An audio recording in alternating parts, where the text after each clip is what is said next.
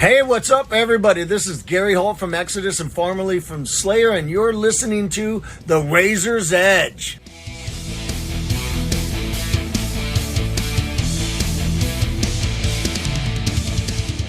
Welcome back to The Razor's Edge. I'm joined by the awesome Jussi and Ville from Moonshot ahead of the release of their second studio album, The Power, which drops on April 26th. So thank you so much for joining me today, guys. How are you both doing? Thanks for Thanks having a lot, us. man. Great to be here. Doing good, doing good. Yeah. Awesome. Great. Welcome to The Razor's Edge. I have a very typical question to start with. I'm sure you've been asked this a bunch of times already, but we'll just get it out of the way now. How did this unit of musicians come to be? How did four guys from very different rock and heavy metal bands come together to become Moonshot?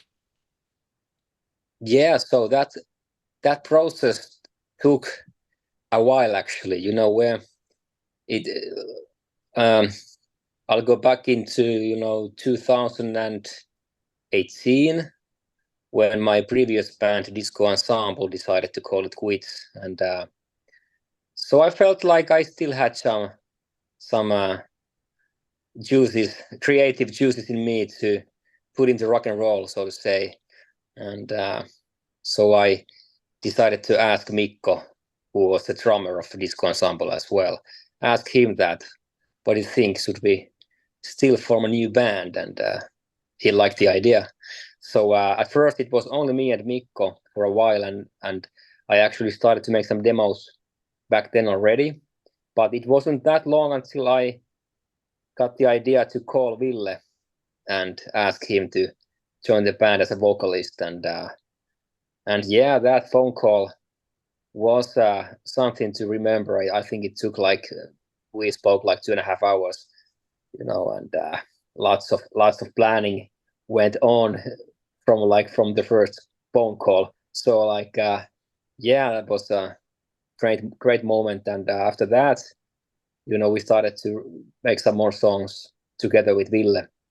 And I suppose I feel like the basis of Moonshot sound kind of was created with those first few demos that I sent to Ville, and he wrote the lyrics and sung some top lines on it and had some good ideas on it. So I suppose back then we kind of molded the basis of Moonshot, so to say. But anyways, we kept on doing more songs, and still we didn't have a bass player. So then we had this idea at what should we ask Henkka from Bottom? What would he say? It felt like a stretch, but still we decided to do it, and we sent some demos for him as well. And luckily he liked the songs a lot. And even though the style of music isn't the first thing to come in mind when you talk about Henkka, but still he really felt the sound and the vibe and so on. So he said yes, luckily, and I think this was in 2019, and so Moonshot, as we know it, was born. Okay, that's awesome. So if I've got it right, I think you wrote the majority of your first album, Confession, was it mostly during 2020, if I've got that right? 2019, 2020? Yeah, 2019 and 2020. Yeah, yeah. Cool. Was it difficult to collaborate on the songs during, obviously, the COVID period, basically? In a way, I think that, we kind of found really, really nice workflow when we were writing the first album. And we just started from that and made it, better and further, this time. And, because we knew before the Moonshot, of course, with Jussi, but this how we are working as a songwriting duo. We have managed to make it like we have managed to get so much more out of the machine called Moonshot in a way in the second album. And I have found it quite inspirational that every time my mailbox makes this sound, that I know that there's some kind of really interesting music coming in from Jussi's side, and now it's like my time to put some pieces, and that kind of more layers and elements and stories to the soup. And this is like it was really really nice, how the workflow went with Jussi. Oh yeah, fantastic. So I believe I read that you started writing tracks for this new album before your first album had even like officially came out. Was that because you couldn't do shows right away, or did the creative juices just keep going after you'd finished the first album? Yeah, I suppose it was combination of these two. The Corona situation was pretty bad when we were starting to plan the release schedule, and because of it, we had to postpone the first singles and the album.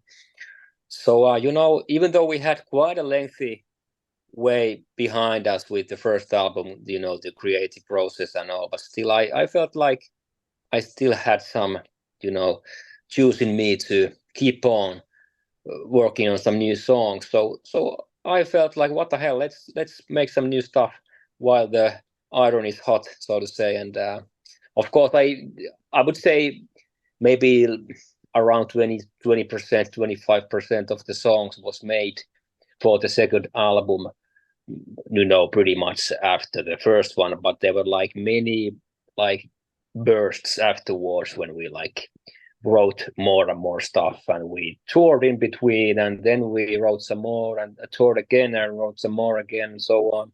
But the beginning of the second album writing process, it was actually it started right after the first one went to the mastering. So yeah. Yeah, fantastic. Was it quite torturous having to wait that long stretch of time in your early days before you could get to your first show? Because I think I don't know, like a year or so from when you started before you could do your first show. I think in July 2021, if I'm correct. Was that a difficult wait to get to that point? In a way, yeah, we had lots of time, to get more and more excited. Yeah.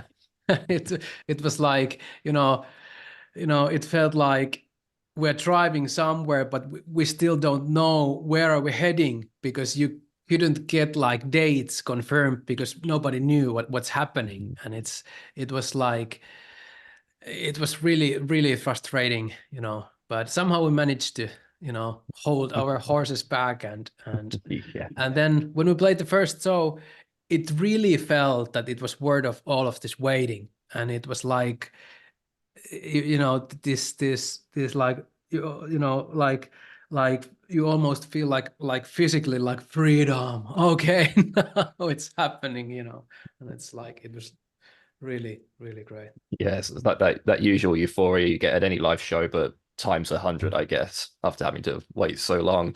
I love a quote that I read that I think one of you guys said, you might have been quoting another musician, I'm not sure, but it was only when you see the audience dancing to your songs do you know the songs are complete, or something like that. You'll have to forgive me, I'm more of a mosher than a dancer, but how's the crowd reception been for you guys? Have you been making the audience dance to your music? Yeah, I would say so. And actually some moshing as well, which is a good thing. I like it as well. So well, yeah, it's for us, of course people know us in Finland really well. To some extent abroad as well, and of course people know Henkka really well in the the metal scene and so on. But still, abroad when we have played, we have been doing pretty much only like shows as a support band. Right. So for example, the first tour was with Danko Jones, and that was a really, really great one, and we really had the chance to win some people over, and it was great to see that it actually worked. It's, if you compare the situation in the beginning of the show to the end, and I think we pretty much every night we got people moving and really, really into the situation. I don't know, but it was great to notice, and also with the tours going after that as well. So every time the same situation. So the whole idea of being a support band. It was like the essence of it. Yeah. Yeah. And you just had to decide that, okay, let's take this guy over there and that lady over there. And it's like picking up cherries, like, because you have, as a support band, you have to like prove your word of, being there, night after night, and being this kind of underdog position. It feels good, it's like, because then you just have to, like do it and give your best, a little bit more than your best every night. And it's like, it's really, really challenging, but at the same time, it makes perfect sense. And then when you manage to get like new fans, and when you meet them, let's say in a merchandise booth after the show, and they're giving their feedback and stuff, it really, really pays back of the work you've done. Yeah, that's all amazing. Cool. So let's dive into the new album. It's titled The Power. I have been fortunate enough to hear it already, and congratulations with it, by the way. It sounds amazing. Really, really enjoyed it. What can fans who loved the debut, what can they expect from this one? Is it more of the same, or have you mixed things up a little bit?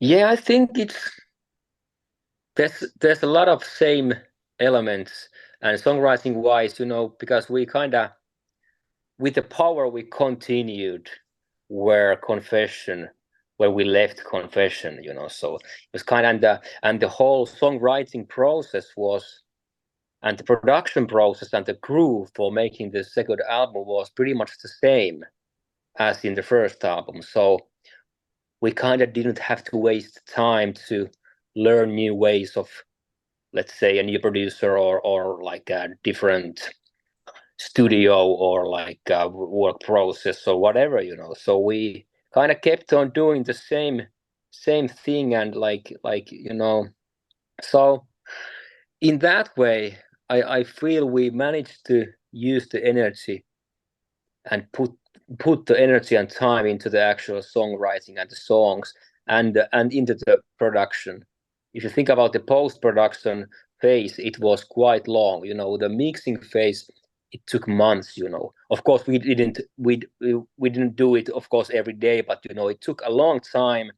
And during the mixing phase, we also, I recorded a lot of stuff, and I re-recorded a lot of stuff, and got rid of stuff and so on. And that was like a really deep and like a really sort of training process, I must admit it, when looking back now, because it was like really intense.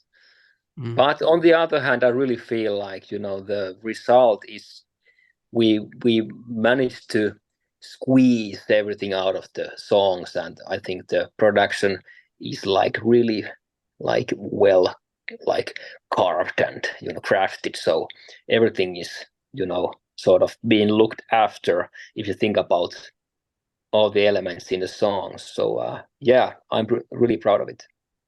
Yeah, and personally, I think if our first album, Confession, was kind of black, white, and red, this time this Power is having more like new colors in there. There's like for me, I'm seeing like a purple and kind of yellowish, things here and there, and it's like, it's more like it's wider in a way, and the whole approach was a little bit more like, if Confession was like 280 degrees, this is like a 350. There's still 10 left. Yeah. Oh, I love that. That's awesome. I noticed though, when listening particularly to the lyrics on this album, these songs strike me as very, I don't know if honest is the right word, but is that something you want? Is it very important to you to get that level of like honesty into the meaning behind these songs, if that makes any sense? Yeah, sure thing. It's the lyrics, they're actually like honest to bones, to say. But still, I think that even though lyrics are honest and sincere, they should be like, there should be like levels that you don't have to have, all kind of information to get in the story and stuff. So in a way, if the lyrics are too concretic, they can step between the song and the story. And I don't want to like story to steal this whole thing, from the listener. And that's why we're having this really active dialogue with Jussi when we are writing the songs, when Jussi is doing the track and I'm doing the lyrics, and when we're bouncing things back and forth, we're like trying to find this kind of point in where there's enough sincerity, but not too much of concretism, and that's a fine line, and that's something I think that we managed to put there. And it's like that they're all real stories, but of course all of the listeners, they can like take it the way that they would like to take. It's like we're not saying that you have to take it this way, otherwise you're fucked. It's like it doesn't go with that way. Yeah, that's awesome. I can't say I've ever actually heard someone describe it like that before. Like you didn't want the narrative to overtake the whole song itself, and I think that's really really cool. Do the two of you, like, you got the songwriting and the lyrics? Do you like to collaborate across the whole process of writing the whole song, or do you start with music then move to lyrics, or is it a bit of both? Yeah, usually it starts with the first spark, so to say, comes from me and from my like first demo that I do, and it's always an instrumental demo. There is no vocals, and there's usually like with that first demo there's usually like two parts. Let's say it's like a verse and a chorus, to make it simple, and I sent that to Ville, and whatever Ville sends me back, he sings, he does his thing at his workplace and sends it back to me, and I also get all the vocal tracks alone, and I add them into my song, into my project, and so then at that point usually very important things happen. So if the stuff I get from Ville is like really powerful and like sort of like self-explanatory, in the sense that this is going to work and this is going to be the main thing in the song, this is going to be the punchline or whatever, so then usually I know that this is going to be on the album, this is going to be a good one. It doesn't matter if it doesn't really have all the lyrics, it doesn't matter if it doesn't have all the parts, it doesn't matter if it's like just a sort of a dud. It's as long as there is something really good in it, we are going to build a song around it. So yeah. And usually it goes the way that when I'm hearing the track for the first time, I almost immediately, some kind of, I don't know what happens in my head, but it's like I'm seeing this kind of picture in where there's this landscape or what things that are happening, and it's like I just try to stay honest for this kind of picture or whatever thing it is, and tell what is happening there, and what kind of feelings, and what is about to happen soon, and stuff. And then it's like I don't know, maybe that's the art thing then. Yeah, awesome. I don't know if I'm allowed to see titles of tracks that haven't been released yet. I'll err on the side of caution. But I love how this album goes to quite a few different places. There's like a power ballady kind of style song in there. There's one with like really heavy riffing that was right up my street. I think fans will have a lot to enjoy with this album. It's really, really solid. But the title of The Power, obviously it's one of the tracks, but what made you go with that as the title of the album?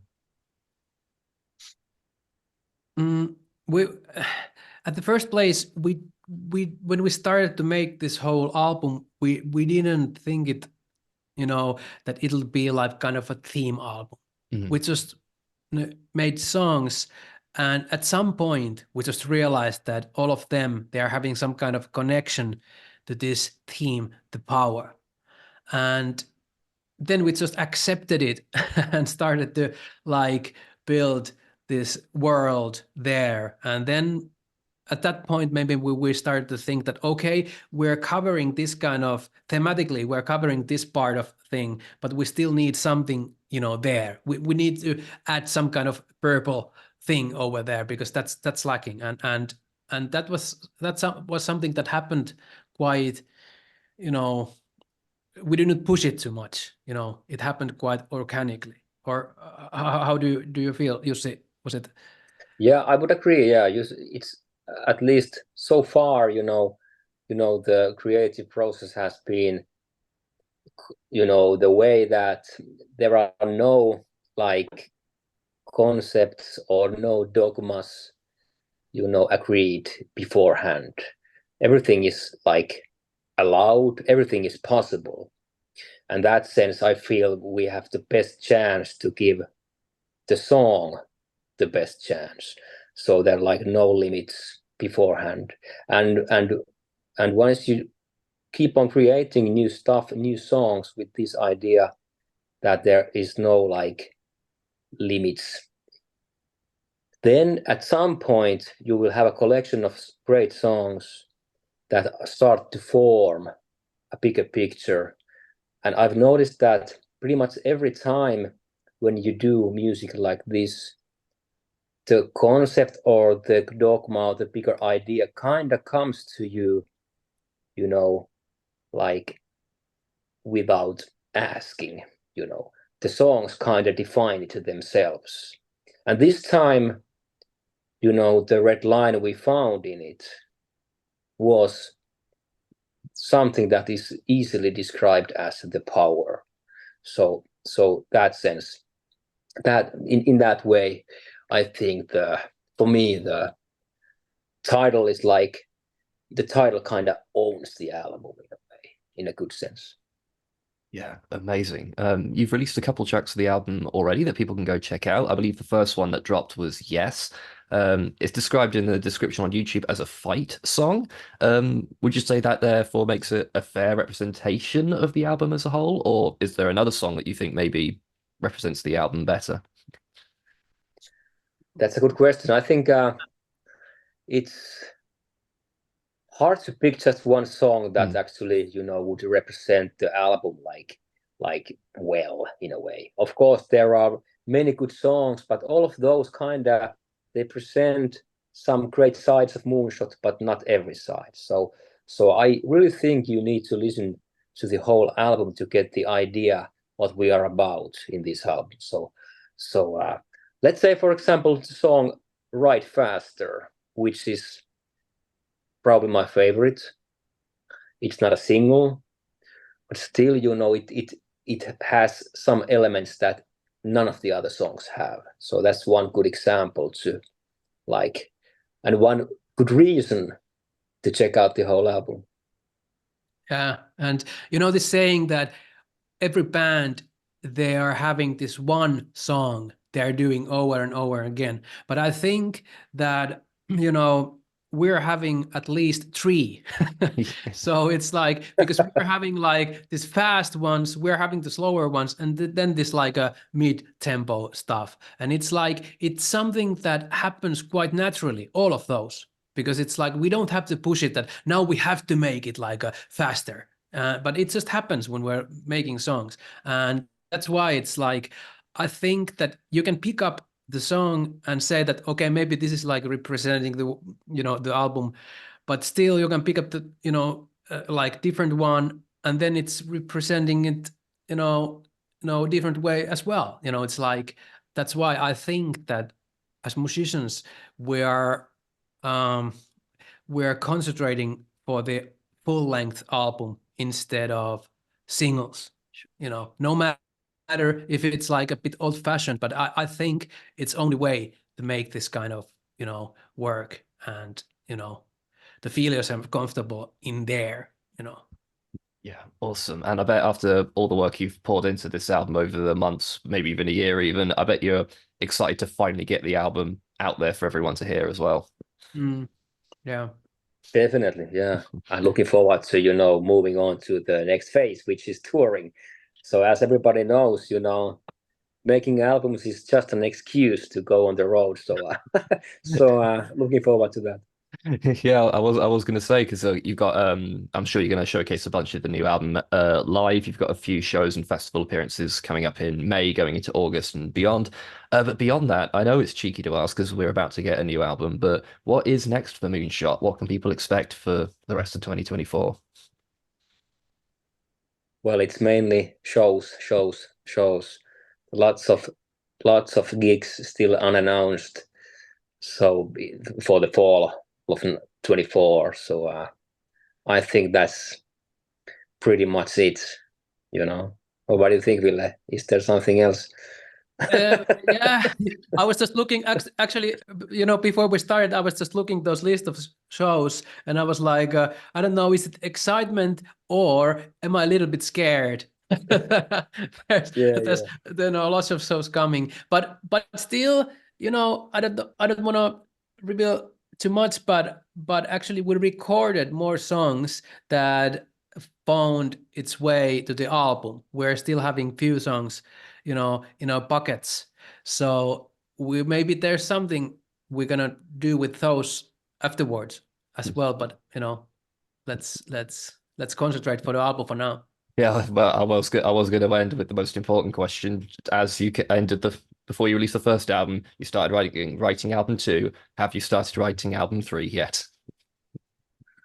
Well, in my head, yes, but this time I haven't really started the process yet. But I must say that since there is some time has passed since the second album was finished, in a way that I finally got it out of my hands. So I had this like period that it was like it wasn't even an option to think about starting to write new stuff. But I must say that time does you wonders. So I let's say I have like a pretty decent mental tool pack for like creative ideas already lined up for the next one. So let's see what and when and how and but something. Yeah. And for me, the quite clear signal is that I'm about the starting something new, that I'm start to read more. And now I noticed that I'm making it to the library, and I'm ordering more books than I have done recently, like let's say 6 months or 8 months. So it's something that I know that something is happening already, but it's just like bubbling under. Yeah, brilliant. Well, I can't wait to hear more because, as I say, I really, really enjoyed this new album, and I can't wait for people to listen to it. But that's all I've got. So thank you again so much, guys, for joining me today. It's been an absolute pleasure. Thank you, Chris. Thank you. Likewise. Yeah. So, cool. To everyone watching, I'll reiterate once again, Moonshot's new album, The Power, drops on April 26th. So make sure you check it out. It sounds absolutely massive. Thanks again, Moonshot, for joining me. Thank you all for watching The Razor's Edge, and we'll see you in the next video.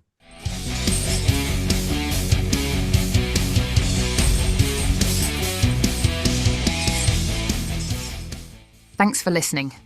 Make sure you keep up to date with all of our interviews by subscribing to our channel. For all the latest news, reviews, interviews, and more, head over to our website, www.therazorsedge.rocks.